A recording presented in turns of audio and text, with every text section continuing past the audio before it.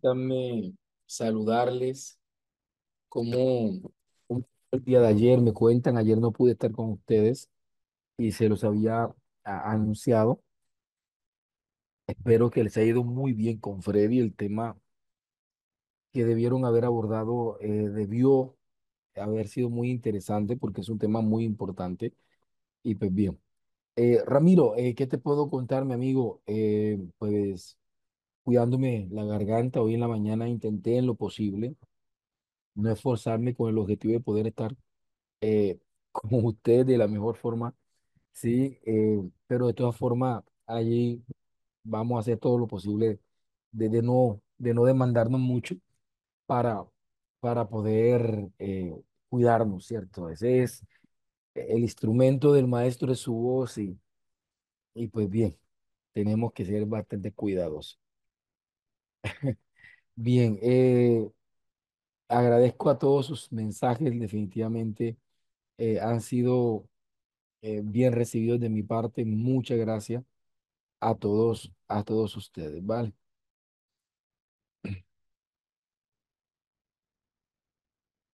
Sí. Vamos a continuar en el día de hoy. Eh, Ayer debieron haber dado administradores bibliográficos algo de normas. Me confirman si fue así. Me contaron que estuvieron bien conectados, bien atentos y les agradezco muchísimo. ¿Sí?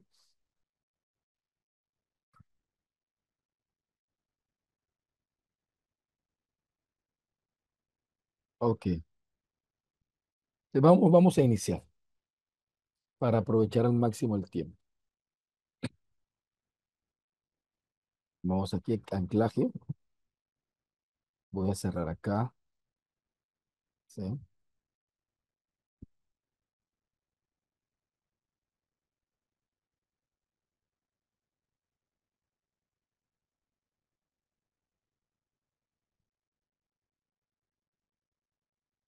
Ok.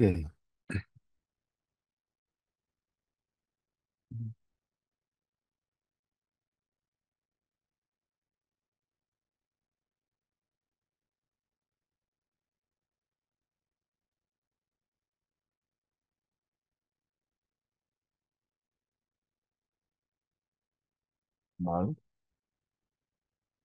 Bien, el día martes estuvimos viendo eh, las investigaciones no experimentales y estuvimos haciendo la matriz integradora del proceso investigativo para investigaciones de tipo no experimentales.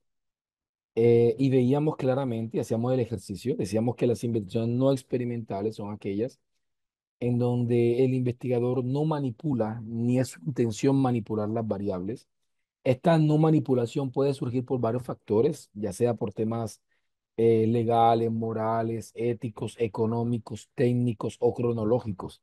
El evento ya pasó, por lo cual la participación del investigador es ex post facto y eso pues hace de que la investigación se limite simplemente a comprender cómo fue la manifestación de la variable o cómo se produjo esa variable y de qué manera puede tener relación con otras variables.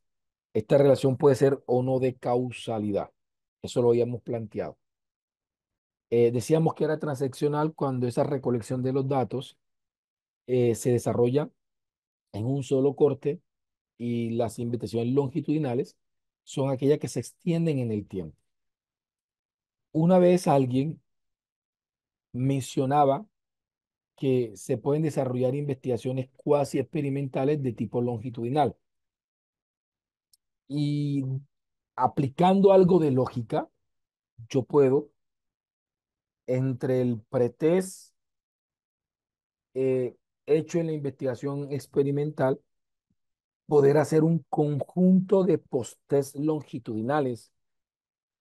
¿Sí? Sin embargo, creo yo que debería aclararse de manera muy explícita en el diseño metodológico y no decir que es una investigación longitudinal sin antes haber mencionado que en el diseño experimental iban a hacer una recolección longitudinal de los datos de post-test, que podría tener sentido y podría tener lógica desde ciertos aspectos. Pero habría que cuidar mucho que esa palabra longitudinal no genere ruidos ni afecte. Dios sabe que no les miento.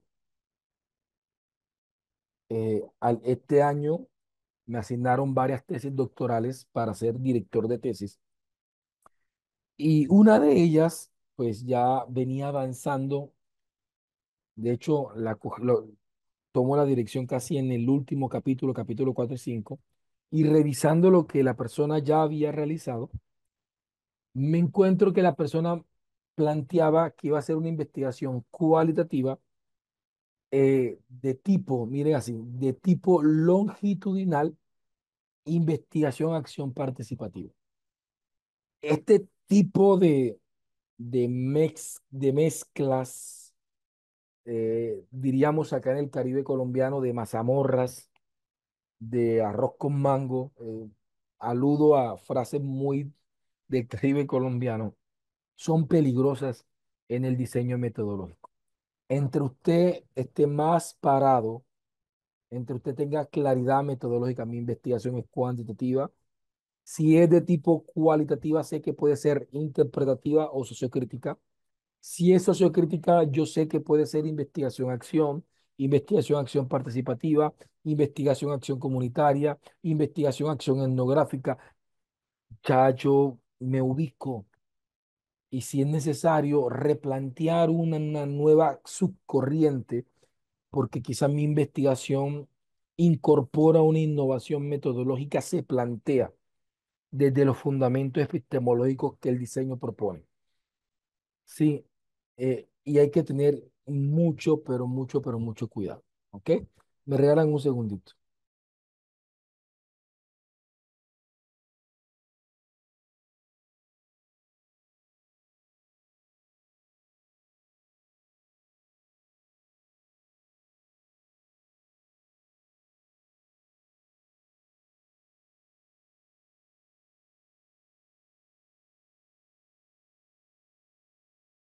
De esta forma,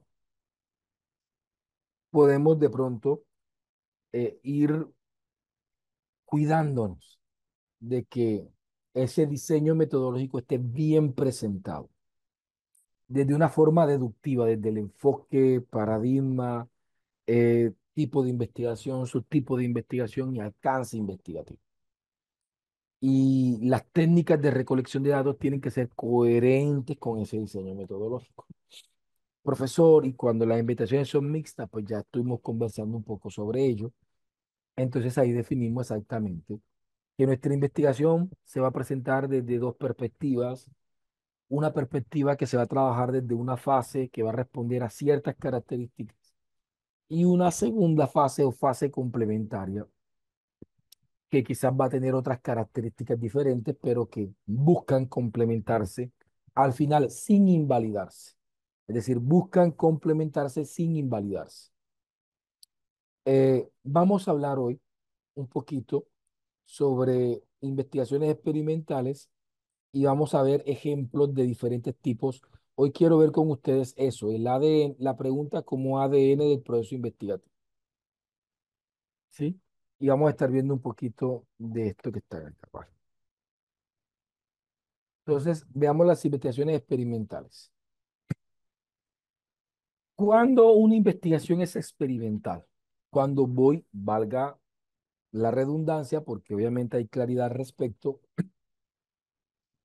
cuando voy a experimentar, esto implica manipulación. Cuando de manera intencional el investigador va a manipular, ya sea a nivel de diseño, ya sea a nivel de implementación, ya sea a nivel de adaptación, ya sea a nivel de modificación o ya sea a nivel de creación. Sí. Así que cuando yo quiero de alguna forma, ya sea implementar, porque por ejemplo, ah, alguien dice, no, yo me encontré la tesis del profesor Eber y la tesis del profesor Eber es un modelo de autorregulación y construcción del conocimiento.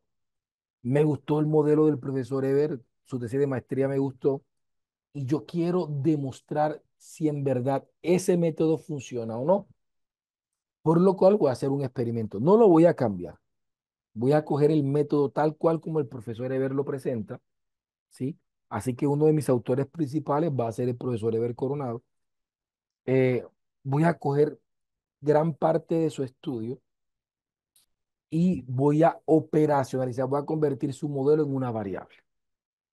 Ahora, ¿yo qué voy a hacer? Voy a implementar intencionalmente la variable en un contexto, de tal manera que yo puedo, por ejemplo, vamos a determinar si ese modelo en verdad permite o no generar competencias investigativas. Entonces, si yo voy a desarrollar un preexperimento, lo que hago es buscar un grupo eh, donde voy a desarrollar la investigación. A esta muestra le llamamos grupo experimental y lo que hacemos es sencillamente hacer un pretest a la variable dependiente. Como la variable dependiente vendría siendo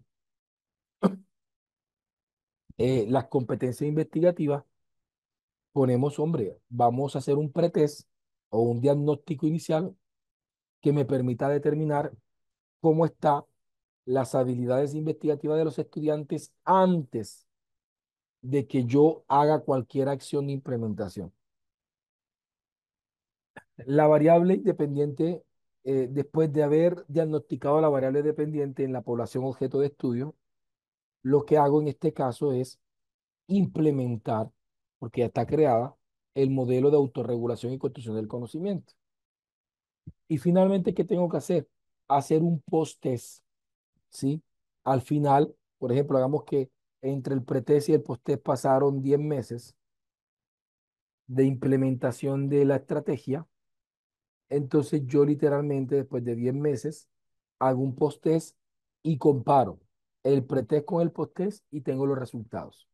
Y ahí puedo decir que definitivamente el modelo de autorregulación, el modelo de autorregulación y construcción del conocimiento de Coronado, sí, el modelo ARICO eh, tiene resultados significativos en términos del desarrollo de competencias investigativas en estudiantes de educación básica, ¿sí? O en su defecto, no hay diferencia significativa. O en su defecto, sentimos un retroceso. Es decir, y ahí es donde se plantea en el sistema de hipótesis. ¿Ya? Entonces, las investigaciones experimentales son aquellas donde nosotros vamos a manipular, ya sea a nivel de implementación, adaptación, creación, ¿sí? De una variable. Es decir, nosotros manipulamos la variable con cierta intencionalidad para generar cierto efecto. Por ejemplo, si usted hoy va a hacerse un tratamiento en un centro estético porque usted desea eh, perder un poco de talla, perder un poco de peso, sentirse mejor en su salud, lo que van a hacer con usted es un experimento. Lo primero que ustedes van a hacer cuando usted llega y adquiere el programa, lo primero que van a hacer es hacer un pretest. Les piden a ustedes unos exámenes de cómo están de triglicéridos, de colesterol, lo pesan, lo miden, ¿sí? Hacen unas valoraciones médicas iniciales. ¿Y qué es lo que hacen?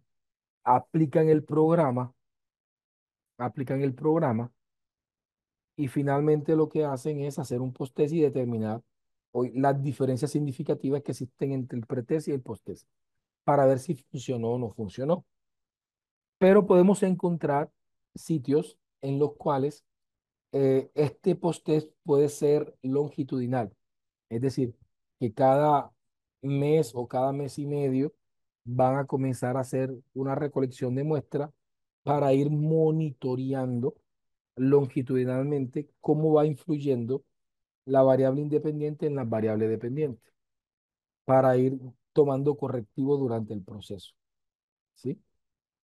Entonces, esta es una investigación de carácter preexperimental. Hay que tener en cuenta que al igual que las investigaciones transversales, en las no experimentales, las preexperimentales no suelen ser aceptadas en todos los ciclos de formación. Recuerdo que cuando yo estaba en la maestría de la Universidad de Córdoba, eh, no permitían hacer preexperimentos, eh, porque de, su nombre lo dice, como una prueba piloto. Es decir, quizás el nivel al que se puede llegar con un preexperimento no es el más profundo, y se hace, como su nombre lo dice, para tener como una especie de exploración sobre esas hipótesis y poder aventurarnos a hacer un proyecto un poquito más riguroso, más extenso y por ende más costoso. ¿Sí? Entonces lo tenemos presente, que hay que preguntar si nos permiten o no en la universidad hacer un preexperimento. Eh, entonces tenemos preexperimento. Vamos a ver acá si ponemos un ejemplo de preexperimento. Vamos a hacer el mismo ejercicio que hicimos la vez pasada. Vamos a hacerlo acá.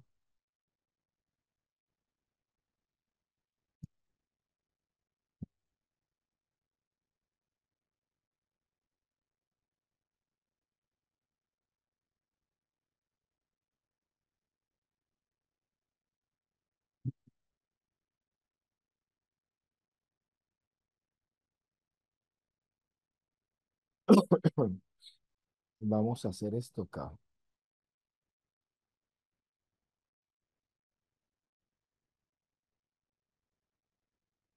Entonces tenemos lo siguiente. Eh, Asumamos como variable independiente el modelo de autorregulación, el modelo ARICO, se llama así, modelo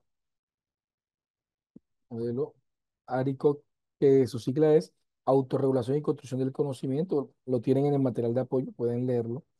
Modelo ARICO, ¿sí? Eh, digamos lo que sea el modelo. Y la variable dependiente pueden ser las competencias metacognitivas, ¿sí? Sería variable dependiente uno,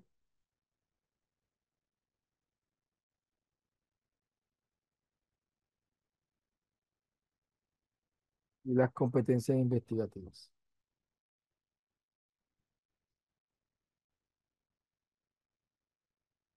Investigativas.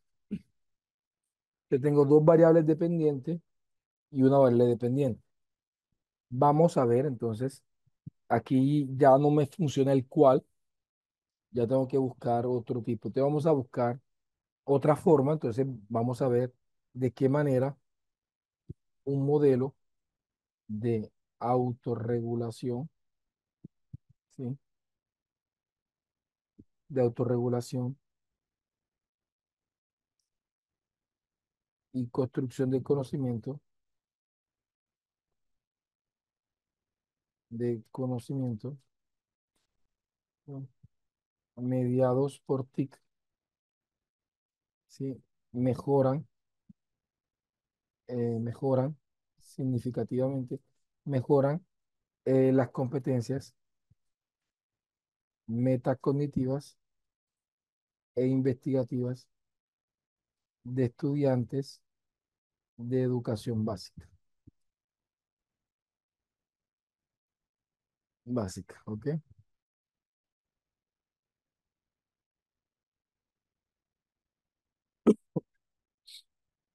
Conocimiento. Vamos a ver. Componente de la pregunta, comienzo aquí con de qué manera. Evidencia del enfoque. Vamos a ver aquí.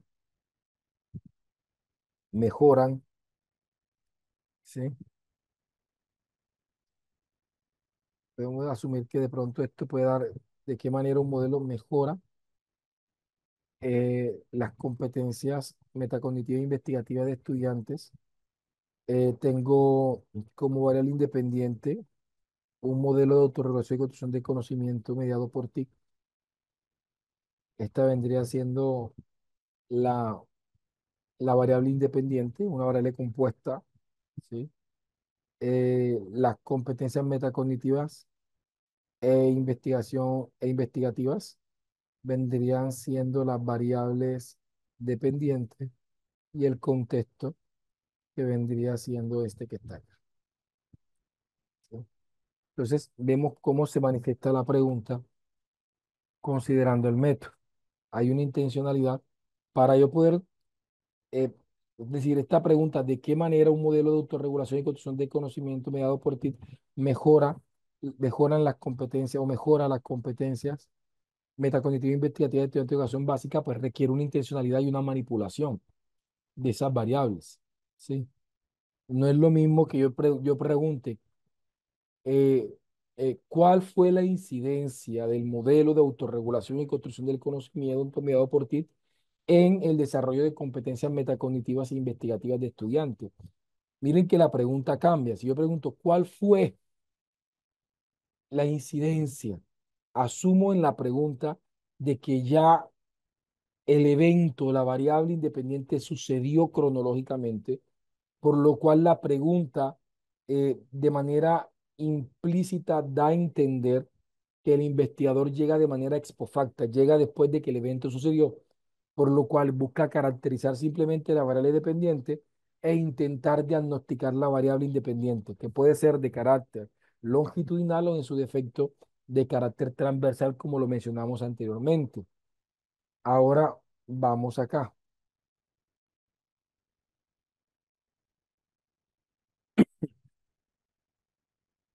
¿Ok? Entonces vámonos ahora para el objetivo general. Vamos para el objetivo general.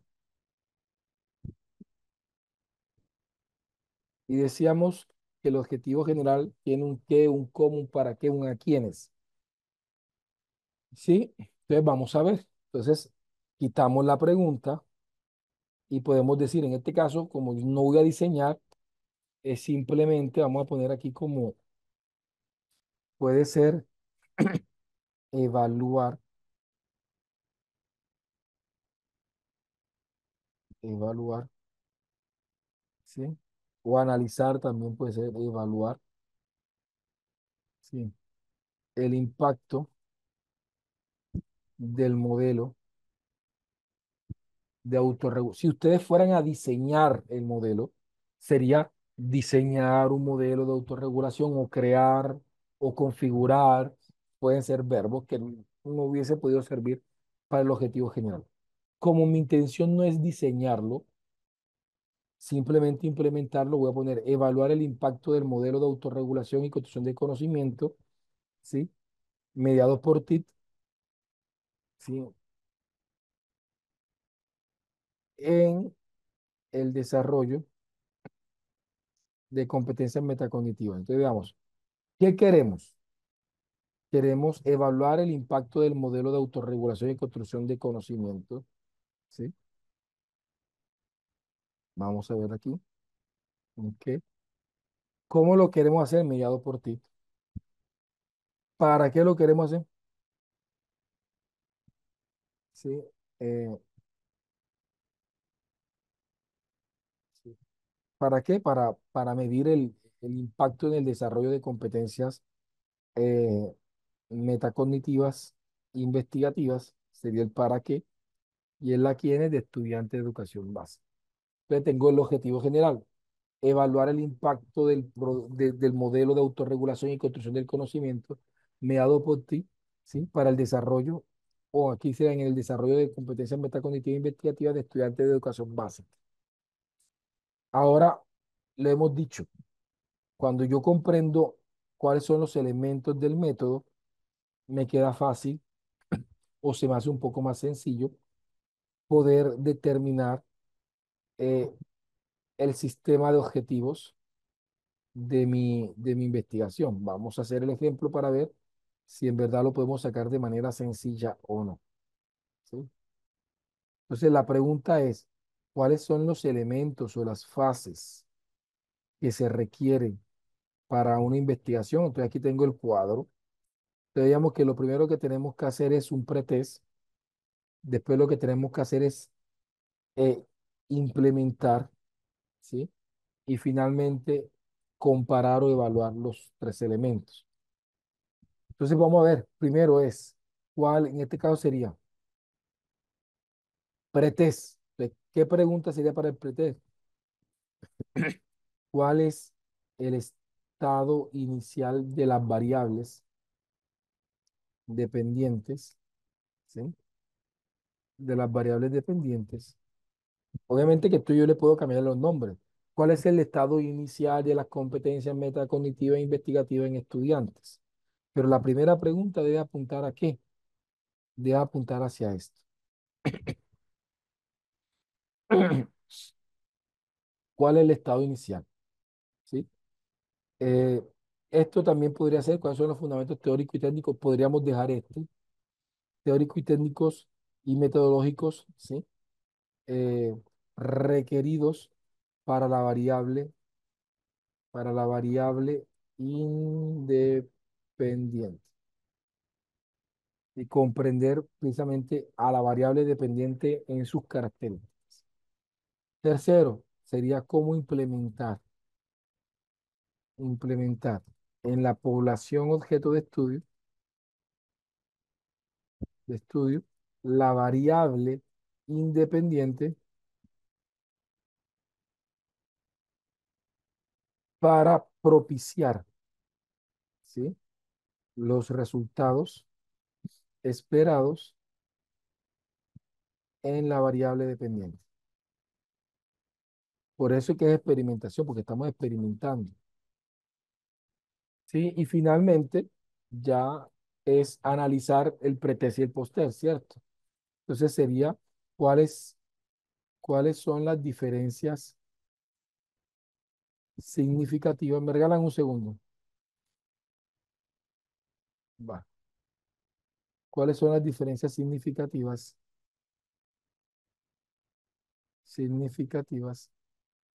¿Cuáles son las diferencias significativas entre el pretest y el posttest? El posttest. ¿Sí? Ok. Para determinar obviamente los resultados. Más o menos de esta forma definimos entonces los diseños experimentales. Y ahora podemos ver un ejemplo ya un poco más profundo en el cuasi experimento, ¿sí? Y vemos las características o qué diferencia un preexperimento de un cuasi experimento. Ok. Objetivo. Entonces aquí sería, pues ya aquí tengo el objetivo de evaluar. Entonces aquí ya vemos eh, objetivo específico número uno. Entonces puede ser identificar los niveles iniciales de las variables dependientes eh, en la población objeto, en la población objeto de estudio. La segunda es fundamental, ¿sí? Los aspectos técnicos, teóricos y metodológicos, ¿sí? De la variable independiente, de la variable independiente, ¿sí? La siguiente objetivo vendría siendo implementar, que sería el siguiente paso, implementar en la población objeto de estudio las variables independientes para producir los resultados esperados en la variable dependiente. Y finalmente, ya aquí puedo decir que el objetivo es analizar, analizar, ¿sí? Analizar los resultados obtenidos en el pretest y posttest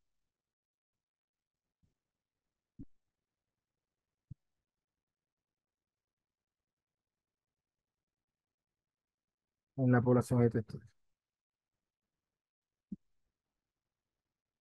Entonces, vemos claramente cómo tenemos aquí una investigación experimental con las características experimentales. El diseño se vuelve un diseño lógico, ¿sí?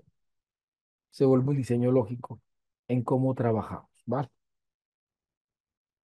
Porfa, me comentan si este servidor se ha hecho entender con el tema del preexperimento. Me, me comentan, por favor,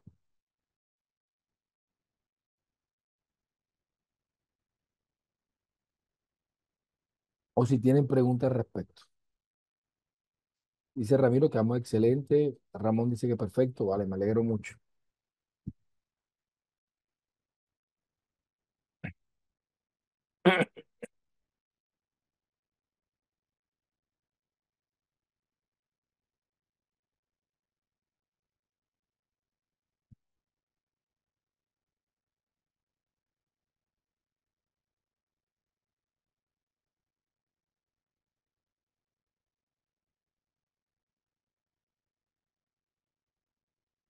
Ok.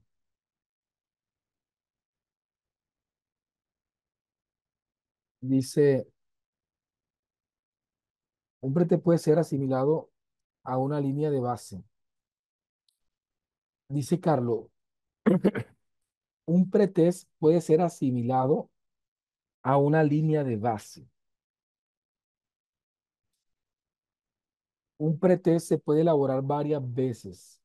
En la misma población objeto de estudio no debería, porque el pretest como tal se convierte en una variable extraña, ¿sí? Es decir, eh, cuando yo hago un test varias veces, o sea, si yo diligencio un test varias veces, lo más probable es que cada respuesta, cada vez que yo lo aplique, influya el mismo test en mi respuesta. Por lo cual, eh, uno asume un pretest, por eso es que tiene que hacerlo con mucha seguridad, ¿sí? E intentar evaluarlo de la mejor forma posible y teniendo mucho cuidado en la implementación. Esto es lo, digamos que lo complicado de las investigaciones cuánticas. Yo no voy a hacer un pretest hasta que no esté validado científicamente, esté bien diseñado, porque, o sea, mm, no digo que sea imposible, pero, pero si yo, después de haber implementado el pretest, digo, ay, se me faltó preguntar esto o se me faltó medir esto, no digo que no se pueda hacer después, sí, pero hay que saberlo hacer y no es recomendable. ¿Sí? Lo ideal es que cuando yo esté recolectando los datos, se puedan ir, obviamente, fijando.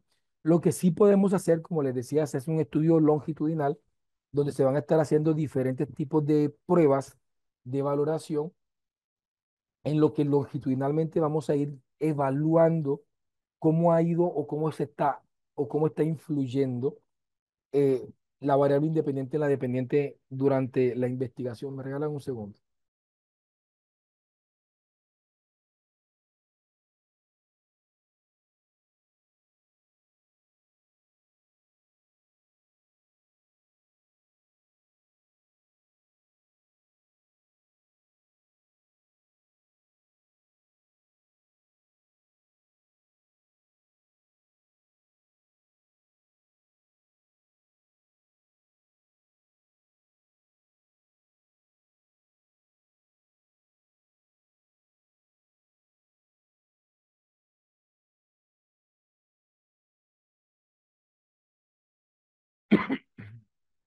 Ok, dice,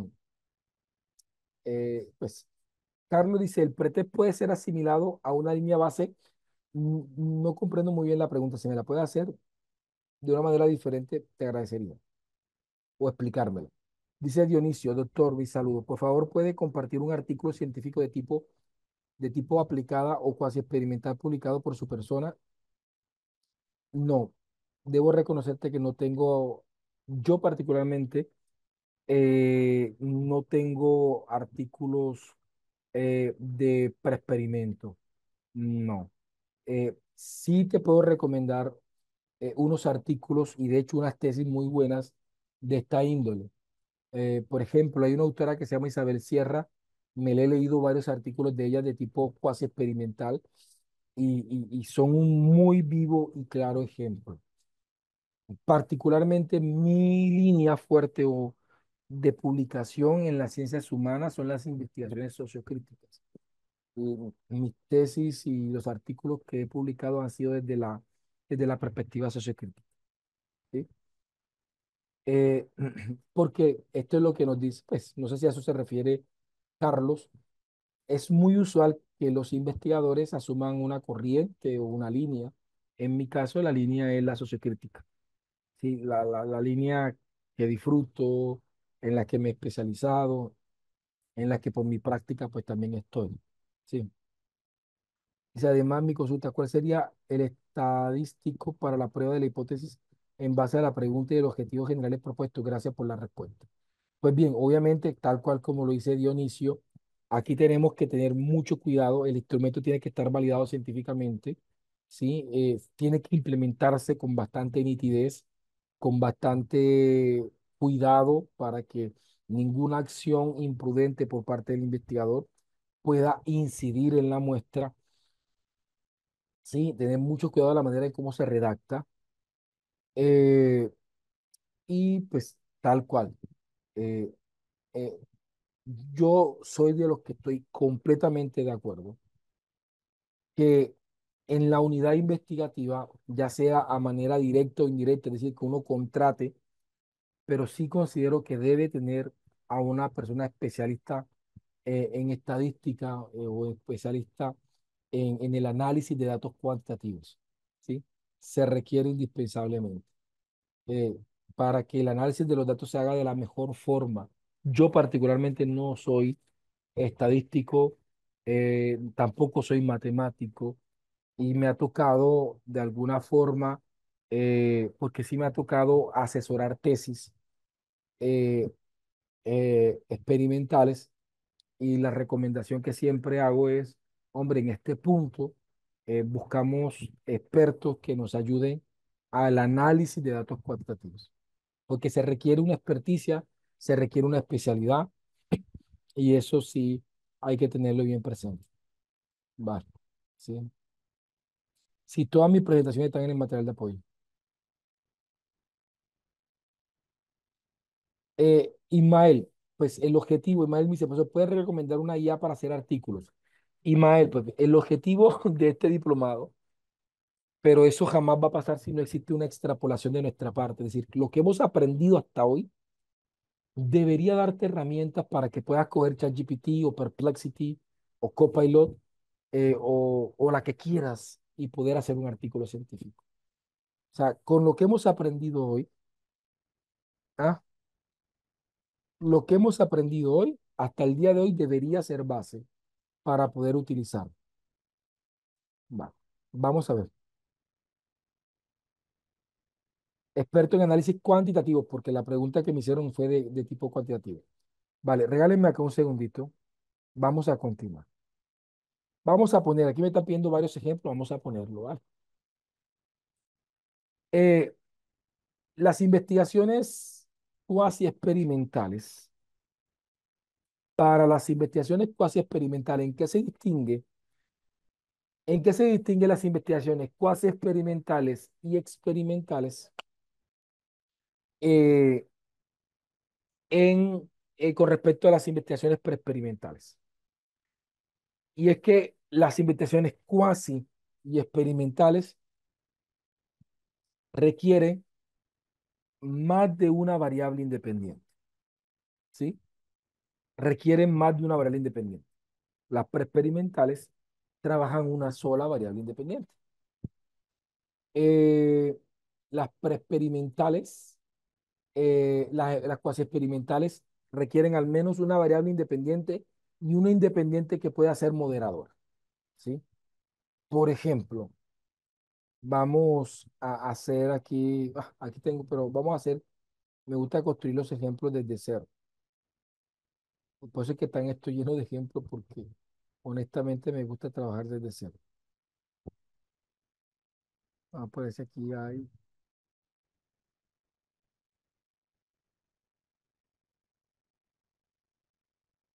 Vamos a ver aquí. Esta fue la experimental.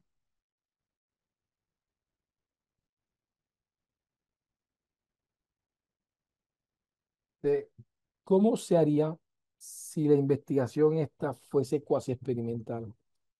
Y es que requeriríamos una variable moderadora, una variable, o una segunda variable independiente o una variable moderadora. Las variables moderadoras tienden a ser independientes, ¿sí?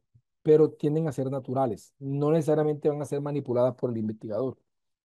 Por ejemplo, hagamos de que mi variable independiente es el modelo de autorregulación y construcción del conocimiento, pero quiero hacer un estudio un poco más amplio, por lo cual tengo el modelo árico y tengo por otra parte el modelo tradicional. Entonces, el modelo tradicional, que es como se venía enseñando la investigación con los estudiantes, eh, pues constituye una variable independiente. Entonces la pregunta cambia un poco. ¿De qué manera un modelo de autorregulación y construcción de conocimiento mediado por ti permite obtener mejores resultados en las competencias metacognitivas investigativas de estudiantes de educación básica en comparación a, al modelo tradicional de enseñanza?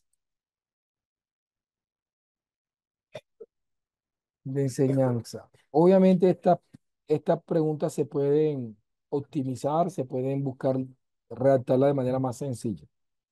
Pero veamos, componente, ¿de qué manera? Componente, terminamos acá. Evidencia de aprendizaje eh, permite obtener mejores resultados, da cuenta de evidencia del aprendizaje.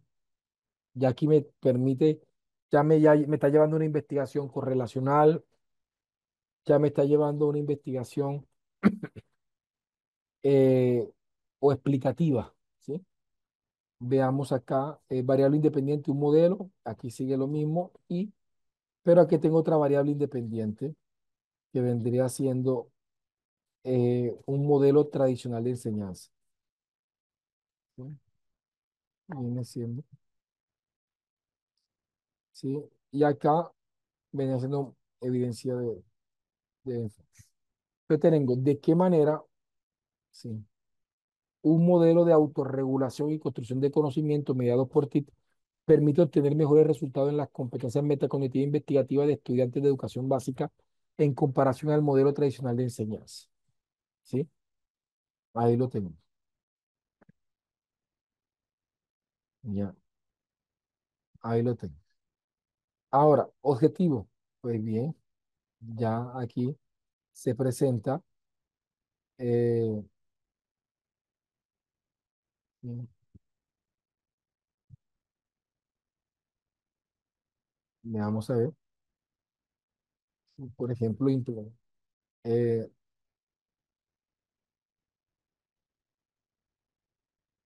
asumamos que vamos a diseñar el modelo. Diseñar un modelo de autorregulación y construcción de conocimiento.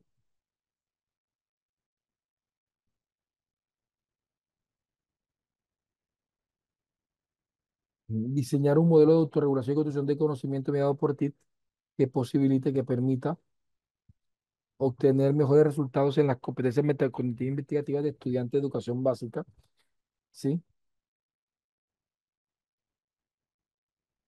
Que permita obtener mejor que los modelos, el modelo tradicional de enseñanza. Quitamos acá. Veamos. Ahora vamos a limpiar esto. ¿Qué queremos hacer? Diseñar un modelo de autorregulación y construcción de conocimiento, ¿no? Eso es lo que queremos hacer. ¿Cómo? Mediado por TIC.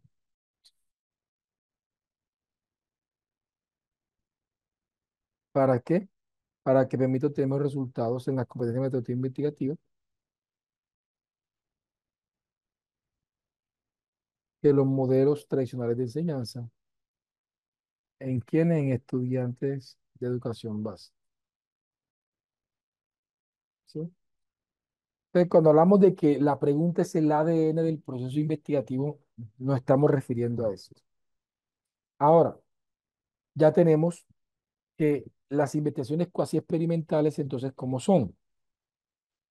Tengo un grupo experimental donde voy a aplicar la variable independiente y tengo un grupo control donde se va, donde no se va donde no se va a aplicar la variable independiente manipulada por el investigador, sino que van a trabajar con el modelo tradicional. Entonces, digámoslo que en el grupo experimental se trabajan con mi modelo y en el grupo control trabajan con el modelo tradicional del profesor que esté allí en turno. De tal manera que la investigación es más rigurosa porque requiere un pretest en el grupo experimental y un pretest en el grupo control. ¿Sí?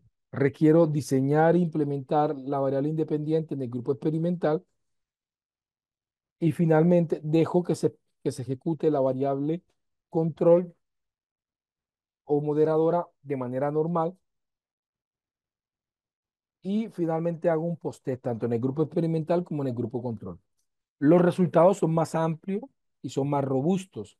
¿Por qué? Porque son resultados intergrupo e intragrupo. Se hace un análisis intragrupo, intragrupo. ¿Cómo hace intragrupo? Se evalúa para el grupo experimental, se compara su pretest con su posttest. Esto es intragrupo. Se hace el análisis intragrupo con el grupo control. Se hace la comparación de su pretest con su posttest. Pero también se hace un análisis intergrupo. Se compara el pretest con el pretest y se compara el posttest con el posttest.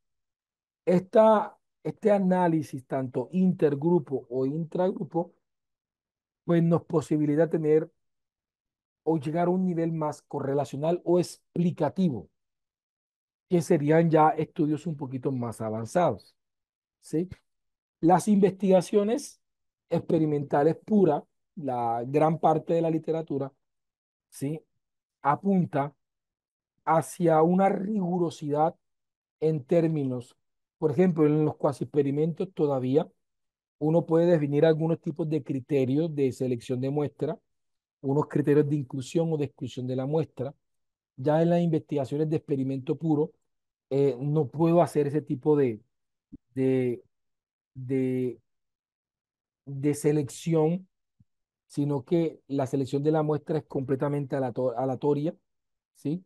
Eh, eh, y pues se busca que en las investigaciones propiamente dichas experimentales, ya estemos hablando de muestras cada vez más representativas, ya cada vez más representativas. Me regalan un segundo.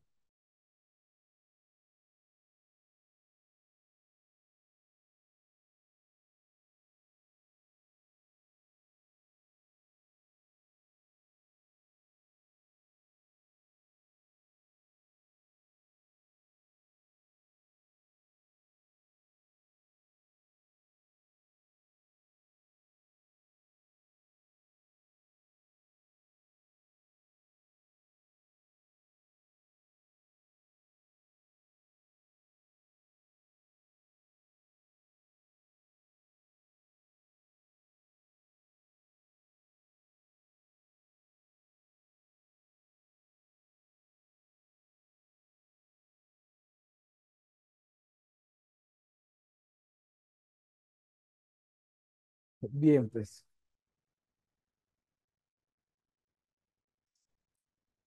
ok, qué pena con ustedes. Entonces, esto sería como el tema cuasi experimental.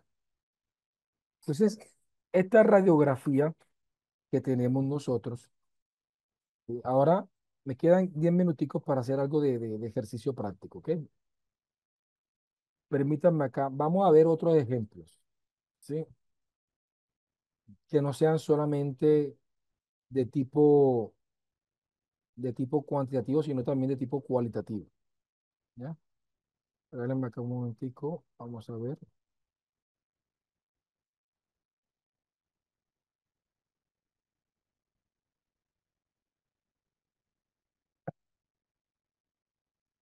Entonces, por ejemplo, en el caso, de las investigaciones cualitativas.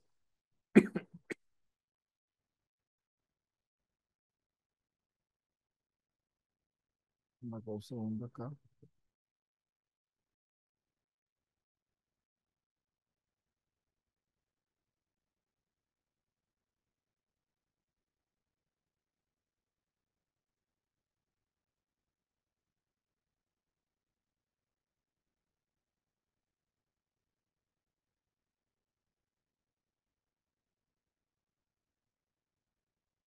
Por ejemplo, las investigaciones hermenéuticas.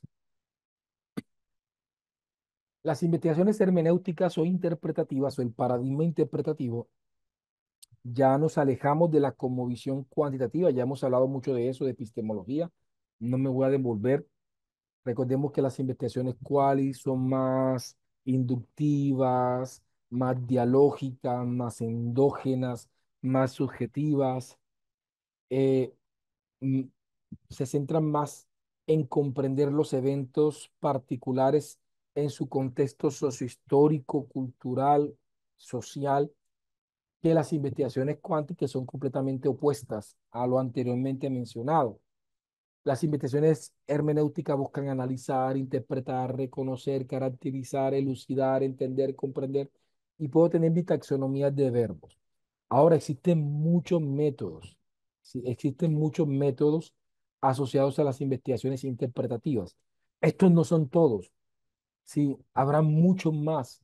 Y también en las investigaciones cuánticas quizás habrá muchos más. Están los estudios de casos cuantitativos, están las investigaciones proyectivas, habrán otras investigaciones más que hemos mencionado.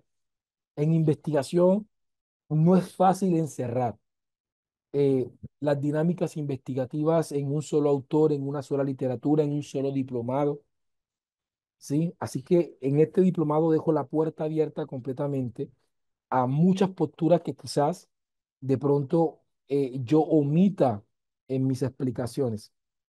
Por ejemplo, los métodos interpretativos que yo más de pronto he reconocido en mi práctica y que puedo decir que son los más mencionados en la literatura, no con estos son todos.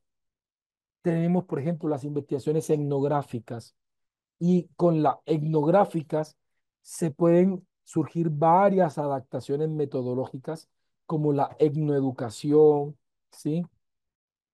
Como las investigaciones etnocomunitarias, que de pronto tienen unas características eh, más situadas según el contexto en el que se desarrollan, ¿sí? Pero que se desprenden en gran medida de las características propias de las investigaciones etnográficas. ¿Sí? Tenemos la teoría fundamentada que lo que busca es construir nuevas propuestas teóricas, es decir, coger categorías centrales que emergen de la saturación de los datos cualitativos y convertirlos en teorías a partir de la recolección de los datos experienciales que se han desarrollado en un contexto determinado. Se asume desde un punto de vista interpretativo. Una de las investigaciones más rigurosas en términos de codificación de categorías y de hacer análisis profundos de datos cualitativos es la teoría fundamentada. ¿Sí? Por eso es muy común ver en tesis doctorales eh, este tipo de investigaciones cualitativas, la teoría fundamentada. De hecho, el origen de la teoría fundamentada vino de cierta transición del positivismo, por lo cual todavía tiene muchos elementos de sistematización. ¿Sí? Ahora vamos a estar viendo algo de eso. Tenemos el estudio de caso cualitativo que se fundamenta principalmente en el estudio de características atípicas fenomenológicas. Es decir, hay algo completamente eh, distintivo. Por ejemplo, voy a poner un ejemplo, si cabe lugar, no sé. Aquí en Córdoba hay hay una bahía muy bonita que se llama la Bahía de Cispatá, que queda en San Antero. Sí. A mi parecer, yo me he recorrido gran parte del país y yo soy muy amante de la comida de mar, de los mariscos, me fascinan mucho. Y yo he probado la comida de mar en muchas partes y puedo decir que hasta el día de hoy en la bahía de Zipaquirá está para mí la mejor cazuela de marisco que me he comido en toda mi vida. No digo que soy un experto y que voy a decir que es la mejor del mundo, no lo puedo decir, ¿sí? Pero para mí, por mucho, es una de las mejores, si no la mejor cazuela que yo he probado.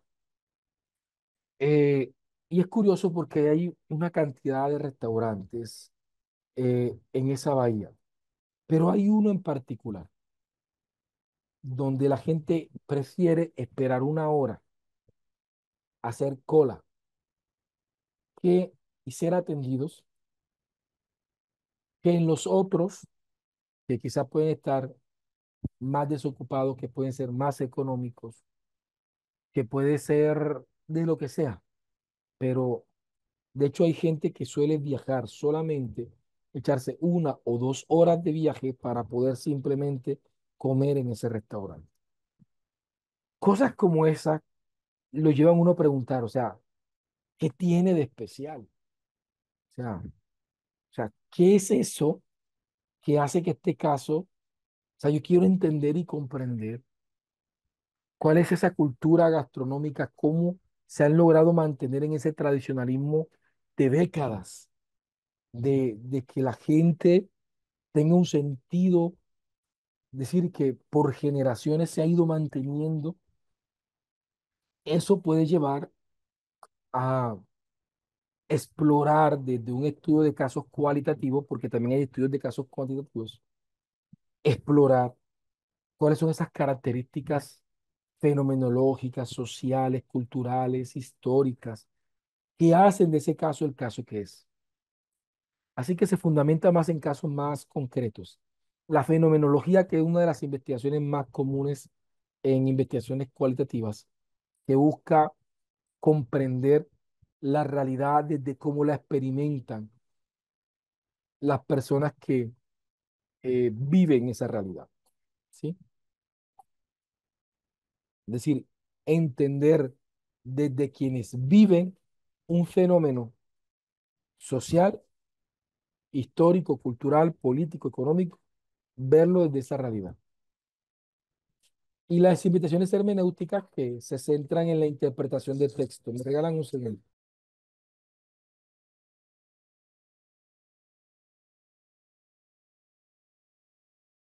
Porfa.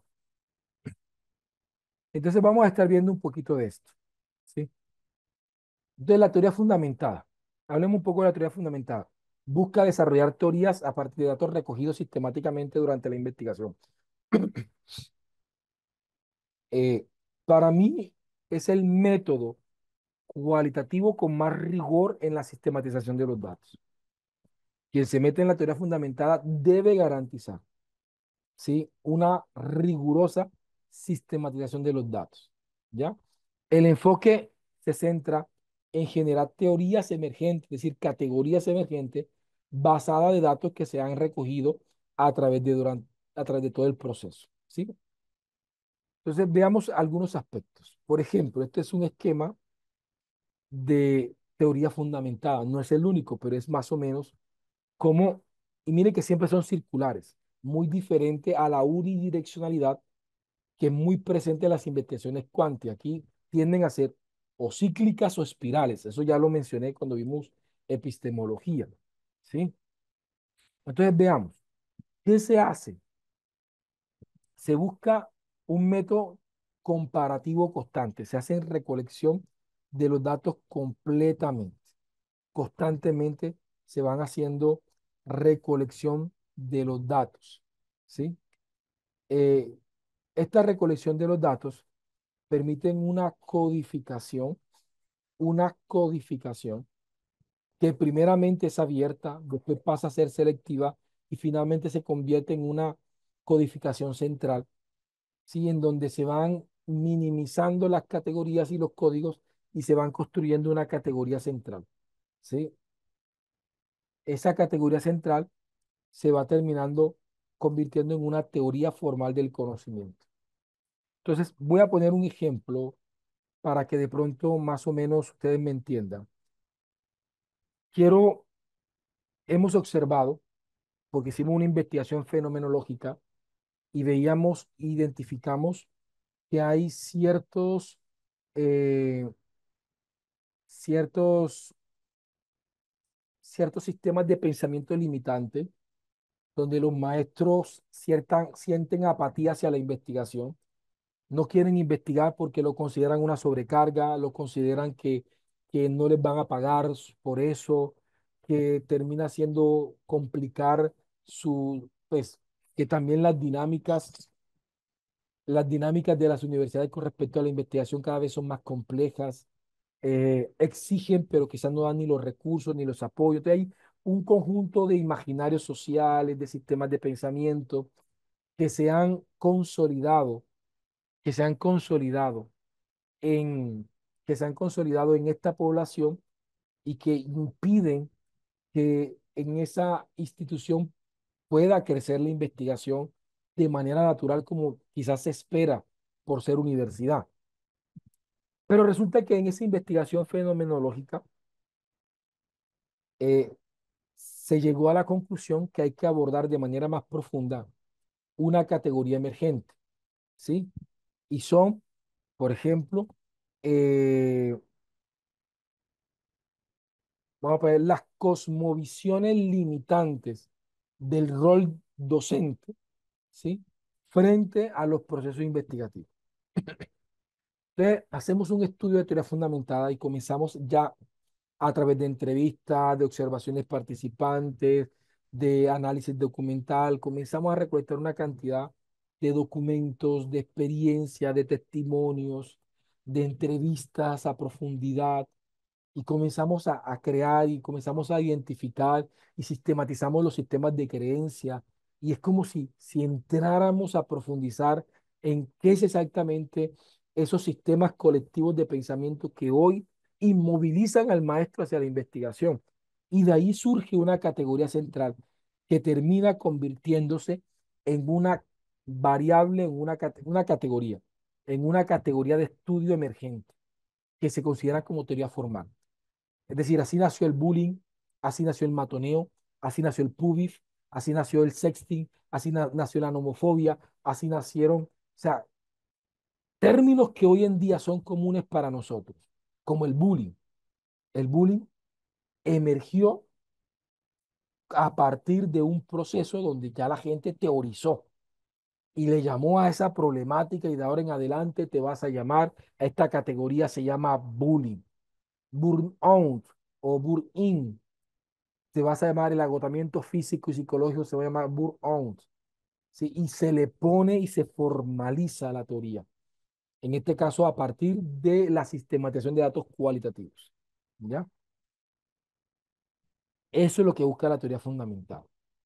Entonces, el método comparativo constante más o menos se comporta de la siguiente manera. Se hace recolección de los datos, se hace una codificación abierta, es decir, al principio se tienen una cantidad de categorías, pero progresivamente se va haciendo una categorización axial, ¿sí?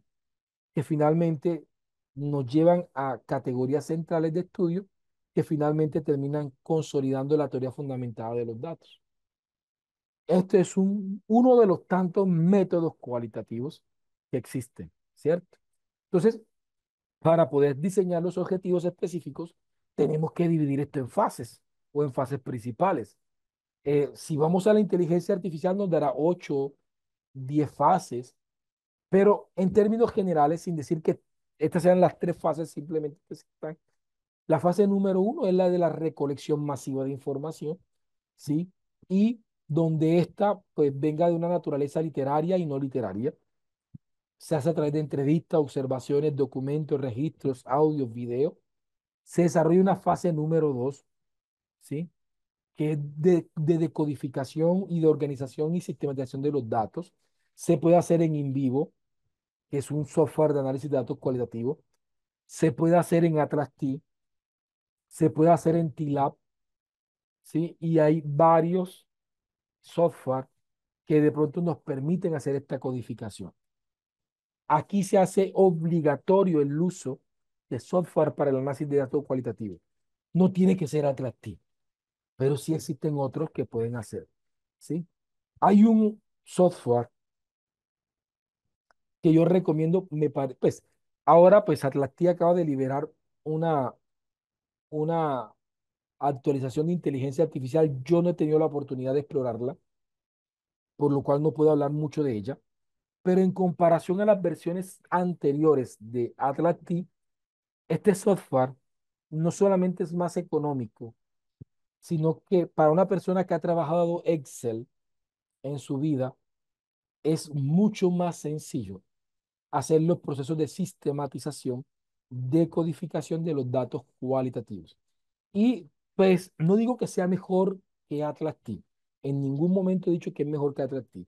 He dicho que para las personas que quizás sientan que Atlas T es muy complejo porque tiene su curva de aprendizaje, y no tanto la curva de aprendizaje, sino la organización. Quien va a trabajar con Atlas T tiene que comenzar a trabajar desde el principio, ¿sí? Preferiblemente incluir las categorías. De hecho, hasta si es necesario hacer el análisis del estado del arte y del análisis teórico, hacerlo también en Atlastic. Todos esos elementos favorecen a la triangulación de los datos cualitativos, ¿sí? Entonces, TLAB, eh, para quienes de pronto quieran, como decimos acá en Colombia, cacharrearlo, explorarlo, es una muy buena herramienta. Yo la utilicé para mi tesis doctoral y francamente me gustó por practicidad. No voy a decir que es mejor que Atlantic. Por practicidad, quizás de pronto algunos piensen que sea más práctico utilizar. Entonces, yo puedo definir unos 3 o 4 objetivos específicos considerando estas fases. Una red de recolección y saturación de los datos, una de fundamentación teórica, técnica y metodológica, una de organización y sistematización de los datos, y la tercera fase, que es la del informe escrito, donde se presentan obviamente los aportes de teorización, ¿sí? Donde ya se busca consolidar la teoría que se acaba. Miren, estos son verbos es una taxonomía de verbos que podemos incluir para las investigaciones fenomenológicas. Para la recolección de los datos, recoger, observar, registrar. Para la codificación abierta, identificar, etiquetar, desglosar, clasificar, describir, detectar, explorar. Para la codificación axial, conectar, integrar, organizar. Para la selectiva, seleccionar, centralizar, priorizar. Para hacer el análisis, interpretar, conceptualizar, explicar, teorizar. Sí, y aquí aparecen otros verbos más que pueden articularse. Entonces, si yo le pido a la inteligencia artificial que me construya fases, me va a entregar, como yo les decía, 3, 6, 9, 11 fases me entregó en esta oportunidad. Pero particularmente puede trabajarse muy bien desde esta óptica. Vamos a ver cómo logramos eh, hacer algo de práctica, ¿sí? Veamos para ver.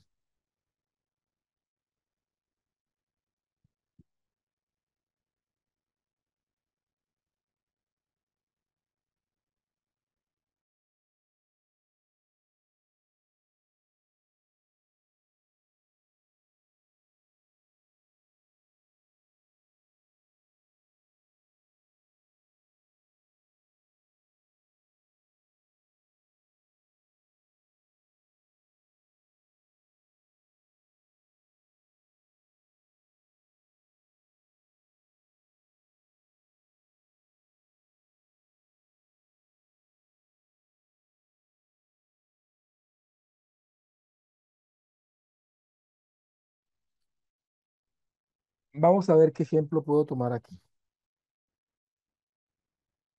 Veamos aquí. Estos son ejemplos. Vamos a ver ejemplos. Esto es investigación cuantitativa experimental, ¿sí?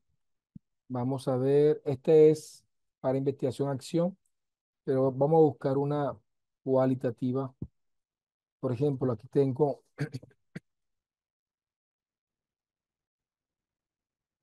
este es de investigación acción, por la pregunta lo sé. Vamos, ¿de qué manera una estrategia de participación positiva? Esta es investigación acción. investigación, acción,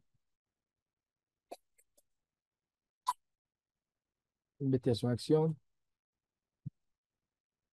Hay que poner investigación, acción. Es cuantitativa. Para ver si aquí tengo. Mire, esta puede ser una investigación fenomenológica, ¿sí? Ah, no, esta es teoría fundamentada. Mire, tenemos una pregunta. ¿Cómo emerge y se configura la categoría de sentido de vida universitario entre los estudiantes de ingeniería de la Universidad Pontificia Bolivariana de Montería y cómo esta categoría influye en la relación entre el síndrome de Burnout y su bienestar emocional? ¿Sí? Aquí hay dos preguntas, muchos de pronto no les gusta así, vamos a hacerla diferente. Cómo se, cómo aquí se, cómo el sentido de vida posibilita comprender la relación existente entre el burnout y el bienestar emocional? Por ejemplo, este tipo de pregunta apunta hacia las posibilidades de buscar teorizar una categoría central, que en este caso sería sentido de vida universitario, ¿sí? Entonces, se asumen tres categorías: sentido de vida, eh, burnout académico y bienestar emocional, ¿sí? Esto nos posibilita hacer, hacer este ejercicio. Vamos a mostrarles desde la práctica, vamos y les voy compartiendo los prompts de paso.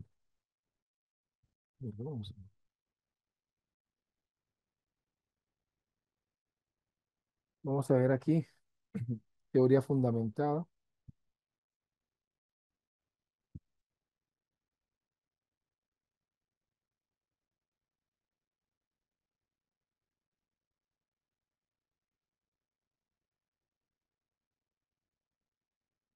Vamos a ver. Aquí tengo un ejemplo.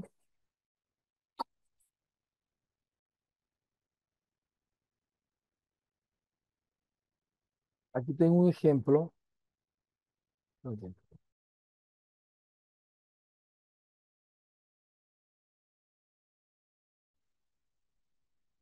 bien. Por ejemplo, aquí vamos a presentarles el primer prompt para teoría fundamentada. El primer prompt para teoría fundamentada se lo voy a poner aquí.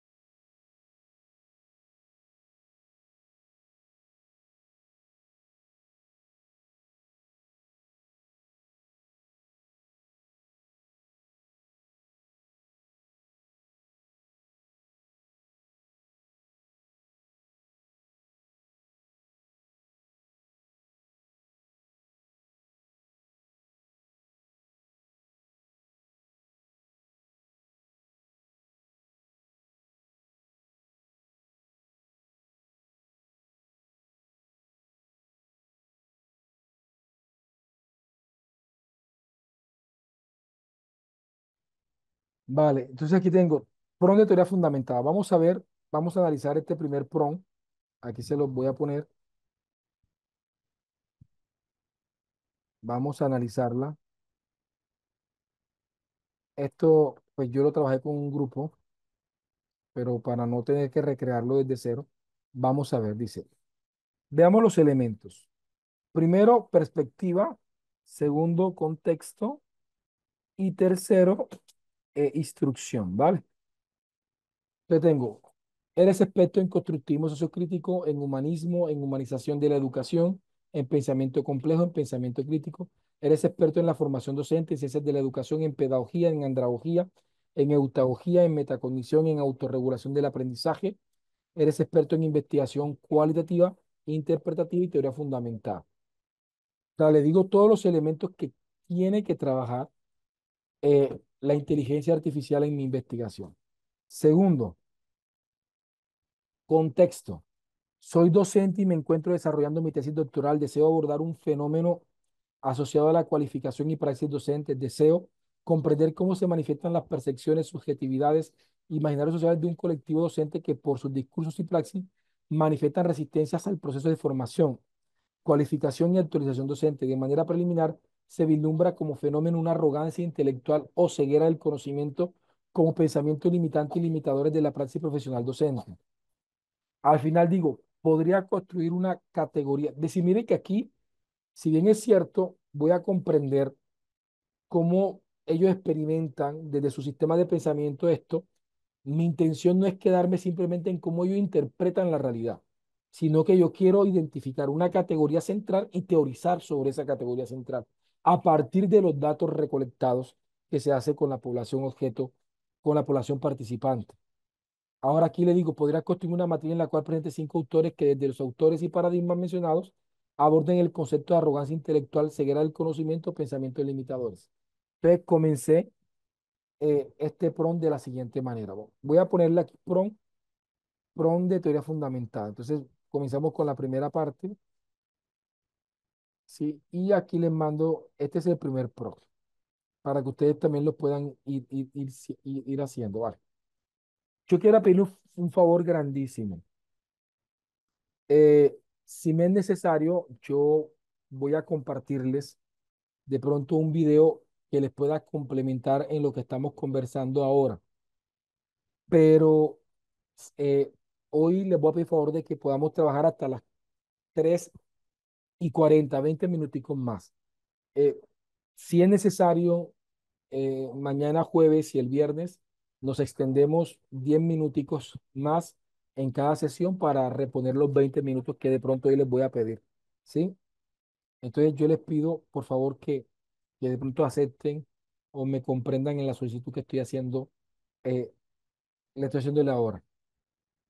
Vale. Él aquí me entrega una matriz de personas que pueden estar hablando de pensamiento, de sistemas de pensamiento limitantes. Ya yo le entrego a la inteligencia artificial. Recordemos que en la teoría, en ese marco lógico sistemático del proceso investigativo, yo le decía que a mí me gusta entregarle a la inteligencia artificial eh, una sistematización base de la realidad. ¿Sí? Entonces le digo aquí, sistemas de creencias limitadoras asociadas al fenómeno de la praxis del docente investigador. Entonces tenemos la autopercepción, que serían unas categorías, la desvalorización de la praxis investigativa docente, la investigación como sobrecarga docente, delimitar la investigación al interés institucional y limitar la investigación para los investigadores. Es decir, que el docente dice, no, yo no soy investigador, yo soy docente, a mí no me interesa hacer investigación. Estos elementos comienzan a se presentan como categorías preliminares, ¿sí? Entonces aquí yo le entrego mi segundo prompt. Considerando el diagrama circular del sistema de creencias limitadoras asociado al fenómeno de la praxis docente y considerando que durante la etapa de inserción social que he desarrollado como investigador, en la cual a través de las conversaciones colectivas e individuales, talleres en las que se han utilizado observaciones participantes, se ha logrado elucidar un conjunto de creencias que le imposibilitan, aquí hay varios errores, a muchos maestros y maestras articularse al programa de investigación y cualificación docente, desarrollado por la institución educativa y considerando que la investigación es de carácter cualitativa, hermenéutica de teoría fundamentada, créame una descripción del problema. Recuerda hacerlo desde una perspectiva inductiva, partiendo de cómo. Entonces, él aquí me presenta como una especie de descripción del problema. Yo he cambiado, ya no hago estas solicitudes tan generales. Ahora hago un proceso más sistemático. Vamos para ver si aquí yo tengo otro ejemplo de teoría fundamentada que me permita ver un ejemplo más sistematizado. Vamos a ver si aquí lo veo para que ustedes lo puedan tener, ¿va? Entonces, veamos. Les va a regalarle esta fase, ¿sí? Este es otro prompt donde le podemos pedirle que nos construya las fases del método. Pongo prompt 2. Esta matriz también es muy buena para comprender las fases del método, ¿sí?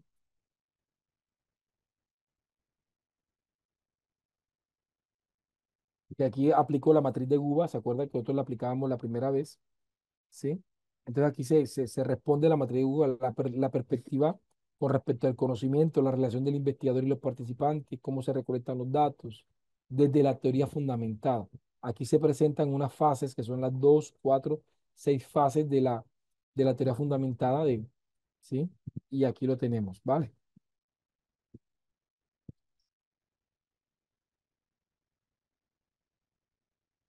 Hacemos,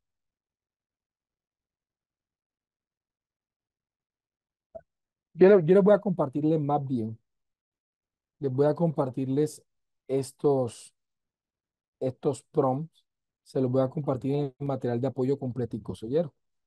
Para que ustedes los puedan tener completo el material de apoyo y puedan ver las conversaciones de esta teoría fundamental, ¿sí? Pero hacemos lo mismo que hemos venido haciendo con las investigaciones cuánticas, simplemente que adaptamos al método que nos corresponde, ¿sí?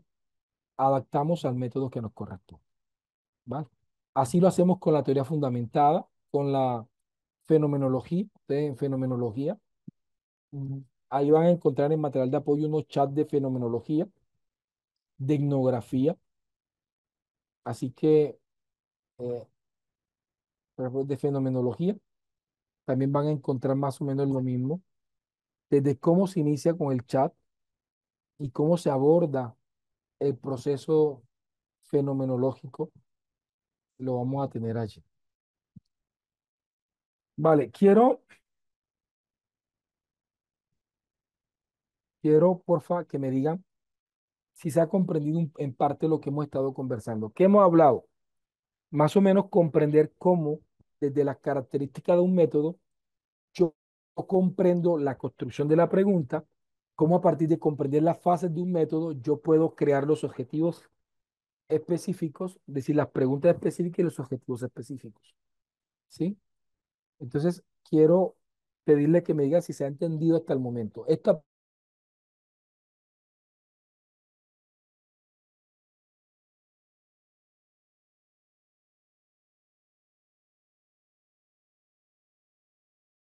¿cuál es mi intencionalidad con la realidad? ¿Qué es eso que estoy observando que se me convierte en una perturbación cognitiva?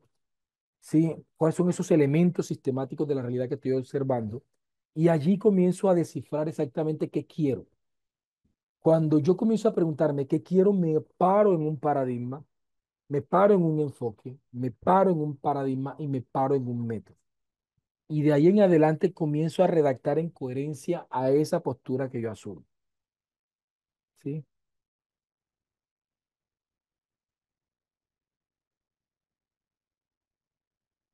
Dice, ¿cuál es su visión sobre los verbos a utilizar en los objetivos? Mire, Oscar, creo que se los mencioné, pero con todo gusto se los vuelvo a repetir.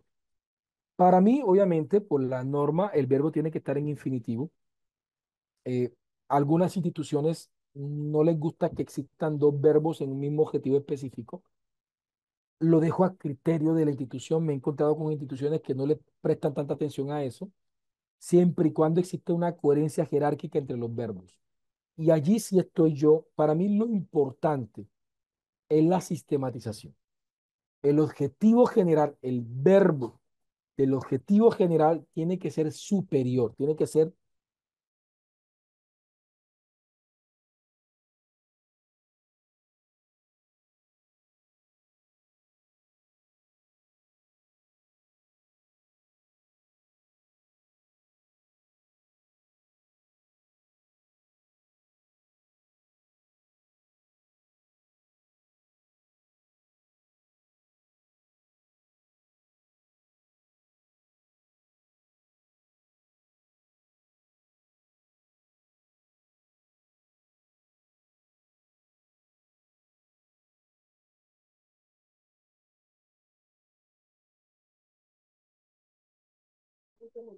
vale, qué pena con ustedes, eh, me sacó la, me sacó la, me sacó Zoom, pero aquí estamos. Le estaba comentándole, para mí lo importante que ustedes tienen que tener en cuenta y veamos aquí algo. Permítanme, les explico esto y con esto vamos como cerrando. Me regalan toda su atención. Por ejemplo, veamos cualquier caso de los que tenemos aquí. Por ejemplo, veamos varios casos. Tengo este, ¿sí? Tengo Si el objetivo general es construir una estrategia de intervención basada, permíteme aquí, construir una estrategia de intervención basada en inteligencia emocional que mejore el ambiente laboral en la Oficina de Gestión Administrativa de la EPS Mejor Salud de Montería, yo tengo que entender que este verbo debe ser superior a los que están acá, ¿sí? Entonces, diagnosticar, ok, y esto es un andamiaje según las fases que tienen que también cumplir ciertos elementos. Entonces, el primer verbo tiene que ser inferior al segundo, al tercer y al cuarto verbo, ¿sí? Entonces, tengo diagnosticar, diseñar, implementar y evaluar. Y estos cuatro verbos podrían responder a la construcción como proceso o como macro proceso, ¿sí? Entonces, lo que sí les sugiero que tengan en cuenta a la hora de crear los verbos es que estos verbos estén organizados de manera jerárquica. Lo que sí se ve mal es que un verbo eh, específico sea superior a un verbo general, al verbo del objetivo general, porque ahí sí se genera un ruido que no se ve bien. Otro aspecto que tenemos que tener en cuenta, permítanme y se los explico aquí, que creo que para algunos de ustedes, esto fue una pregunta que una vez me hicieron en clase y la respondí de la siguiente manera. De hecho, la persona, les voy a contar qué sucedió. La persona me dice, profesor, dígame si esta pregunta de mi tesis doctoral está bien o está mal. Y yo pues le recibí la pregunta en plena clase. La pregunta más o menos decía lo siguiente. Decía, ¿de qué manera las tecnologías de la información y la comunicación inciden en el desarrollo de competencias matemáticas en estudiantes de grado cuarto de la institución educativa X? ¿Ok? Yo le dije, bajo la óptica de lo que estábamos viendo, que era que un objetivo, un objetivo general o una pregunta general tuviera esta composición, está bien redactada. Pero yo le decía a él, pero francamente no es una pregunta doctoral. Entonces la persona me decía, profe, vea, usted es la tercera persona que me dice lo mismo. Ya dos eh, profesores del doctorado me han dicho lo mismo, me han dicho que esa pregunta no es doctoral, pero no me dicen por qué no es doctoral. Entonces me tomé la molestia de hacer esto y se los quiero explicar a ustedes. Yo le decía a él, mira, partamos de algo, sin pretender que esto sea un sesgo, pero podemos decir en términos generales, sin que sea una verdad absoluta, que uno en pregrado va a aprender algo. Yo estudié licenciatura en informática, mi algo fue informática. Yo estoy estudiando contaduría pública, pues tu algo es la contaduría. Yo estoy estudiando derecho, pues tu algo es el derecho. Pregrado uno va a aprender algo. La especialización uno va a profundizar en un algo. Ah, yo estudié informática y voy a hacer una especialización en, voy a hacer una especialización en seguridad informática, ¿sí? En mi caso, yo tengo una especialización en informática educativa, en administración informática. Perfecto. La maestría busca mejorar ese algo, de que las personas tengan la capacidad de modificar, de adaptar, de implementar, ¿sí? Y un doctor que busca, en el doctorado se busca crear algo. Uno en el doctorado no busca profundizar algo, ni mejorar algo, uno busca crear algo. Ese es como el distintivo de un doctor, crear algo. Esto puede diferir, o algunas universidades quizás piensen, no piensen de esta forma, y es aceptable. Entonces yo le decía a esta persona, los verbos, las palabras y las variables también influyen en qué nivel nos encontramos nosotros. Yo le decía a él, tu pregunta está bien redactada y tu objetivo está bien redactado, pero responden a un nivel de pregrado. ¿Por qué? Porque si yo digo de qué manera la gamificación incide en el desarrollo de competencias matemáticas en estudiantes de grado cuarto, lo que estoy diciendo es que quiero saber sobre ese algo, cómo la gamificación está incidiendo en las competencias matemáticas de estudiantes de grado cuarto, ¿sí? Pero si yo me pregunto, ¿cuáles son los fundamentos epistemológicos y teóricos para una didáctica gamificada en el desarrollo de competencias matemáticas? Miren que ya yo estoy hablando de una didáctica gamificada, estoy buscando unas categorías centrales, ya aquí yo puedo de alguna manera crear un estado del arte, ¿sí? O crear una investigación hermenéutica que me permita dar cuenta de qué, que me permita dar cuenta de esto, ¿sí? Porque quiero profundizar en un algo. Maestría. ¿De qué manera una estrategia pedagógica basada en la metacognición gamificada? Ya, mira, ya aquí hago una variable compuesta, ya es más compuesta la variable. Ya no solamente es sobre gamificación, sino sobre, o sea, de qué manera una estrategia pedagógica basada en la metacognición gamificada posibilita el desarrollo de competencias matemáticas en estudiantes de grado cuarto, en comparación a los métodos tradicionales de enseñanza. Y aquí estoy hablando de un cuasi experimento, estoy hablando de una investigación más rigurosa que el preexperimento que se estaba planteando desde la primera pregunta, ¿sí? Pero si es una tesis doctoral y yo lo planteo de la siguiente manera, la persona tiene que sacarla del estadio con las variables o con las categorías con las que va a trabajar. Por ejemplo, a nivel de doctoral, ¿de qué manera un modelo basado en redes neuronales para la programación del lenguaje natural en entornos de gamificación posibilita reconocer patrones de competencias matemáticas en estudiantes de educación básica de la ciudad de Montería? Pues ya estamos hablando de una investigación más gruesa, más profunda, ¿sí? De hecho, lo que salga de aquí va a ser nuevo conocimiento. Entonces, eso también téngalo en cuenta a la hora de seleccionar sus problemas de investigación, ¿sí?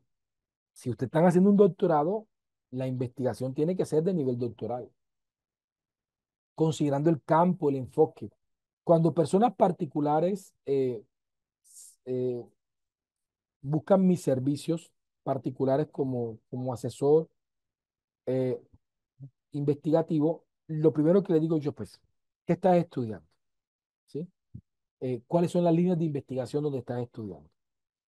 Regálame 5 tesis o 3 tesis con menos de 5 años que se hayan graduado con buenas calificaciones donde estás estudiando. ¿Para qué? Para comprender la cultura institucional, para ser eficiente. O sea, no se pongan a buscar temas de investigación sin primero resolver, hombre, cuáles son las líneas de investigación, ¿sí? ¿Cuáles son los enfoques? ¿Cuál es la cultura investigativa de la universidad? Si yo voy a hacer un cuasi experimento, por ejemplo, en una universidad sociocrítica, voy a estar peleando desde el principio, voy a estar nadando contra la corriente. Viceversa, estoy estudiando en una universidad eh, de predominancia positivista y voy a hacer una investigación sociocrítica, pues créanme que mucha gente no le va a gustar mi proyecto, porque voy en contravía de las cosmovisiones epistemológicas del programa, de los profesores y de todo. ¿Ya? Alguien me preguntó, y yo honestamente he estudiado sobre metodología porque me fascina el tema y soy profesor de metodología, pero mi línea particular es son las investigaciones sociocríticas. Esa es mi especialidad. Yo las demás las conozco, las trabajo, las oriento, he observado, he participado en evaluaciones de este tipo de investigaciones, ¿sí? Eh, pero particularmente no ha sido de mi motivación particular desarrollar y escribir al respecto, ¿ya? Entonces, ténganlo allí como presente ese elemento, ¿vale?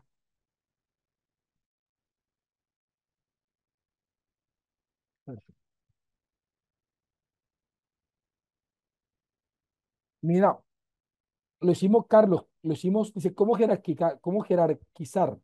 Lo hicimos con la IA. ¿Qué hicimos? Pídele que te haga las fases del método. Dime, mira, voy a hacer una etnografía. Regálame las fases del método etnográfico. Adjúntale autores etnográficos. Ahí en el material de apoyo tienen varios libros etnográficos. Pídele que te haga las fases de los métodos.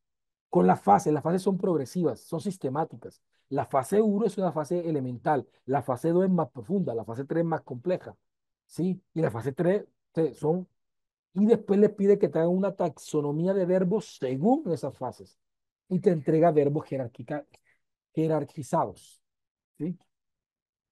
Sí, yo les quiero pedir que por el momento dejemos hasta ahí, ¿oyeron? Nos vemos el día de mañana. Muchas gracias por su atención, ¿sí? Dios me los guarde y Dios me los proteja, ¿vale? Nos vemos mañana. Bendiciones.